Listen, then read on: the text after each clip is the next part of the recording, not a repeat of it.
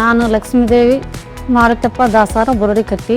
ಕಾಲು ನೋವು ಬಂದಿದ್ದೆವು, 8 ವರ್ಷ ಆಯ್ತು. ಎಲ್ಲಾ ಕಡೆ ತೋರಿಸಿದ್ವಿ, ಆರಾಮಾಗ್ಲಿಲ್ಲ. ನಂತಪ್ಪ ಹಾಸ್ಪಿಟ್ಲಿಗೆ ಬಂದು ವೀಕೆಂಡ್ಸ್ ಕಡೆ ತೋರ್ಸನ್ಬೇಕು, ಆಪರೇಷನ್ ಆಗಿದೆ. ಈಗ 2 ಕಾಲ ಆಪರೇಷನ್ ಮಾಡಿಸ್ಕೊಂಡು ಆರಾಮಾಗಿದ್ದೀನಿ. 2 ತಿಂಗಳಾಯ್ತು. ನೀವು ನೋಡಿದ ವಿಡಿಯೋದಲ್ಲಿರೋ ಪೇಷಂಟ್ಗೆ 10 ವರ್ಷದಿಂದ 2 ಮಂಡಿನ ನೋವಾಗ್ತಿತ್ತು. 10 ವರ್ಷದಿಂದ ಅವರಿಗೆ ಡೈಲಿ ರೂಟೀನ್ ಆಕ್ಟಿವಿಟಿ ಮಾಡೋದು ಕಷ್ಟ ಆಗ್ತಿತ್ತು.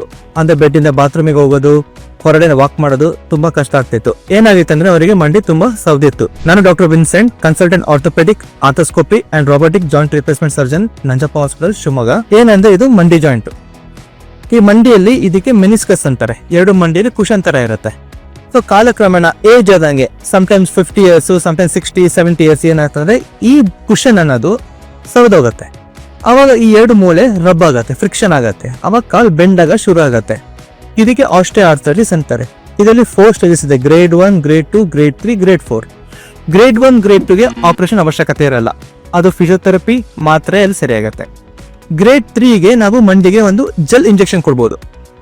ಆವಾಗ ಜೆಲ್ ಕೊಟ್ಟಾಗ ಈ ಲಿಕ್ವಿಡ್ ಅವ್ರಿಗೆ ಫಾರ್ಮ್ ಆಗುತ್ತೆ, ಟೇಲ್ ಫೀಲ್ ಬೆಟರ್. ಗ್ರೇಡ್ 4 ಬಂದಾಗ ಅವರಿಗೆ ಆಪರೇಷನ್ ಬೇಕಾಗತ್ತೆ.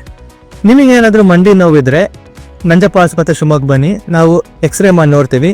ಎಲ್ಲ ಮಂಡಿ ನೋವಿಗೆ ಸರ್ಜರಿ ಅವಶ್ಯಕತೆ ಇಲ್ಲ, ಶಸ್ತ್ರಚಿಕಿತ್ಸೆ ಅವಶ್ಯಕತೆ ಇರಲ್ಲ.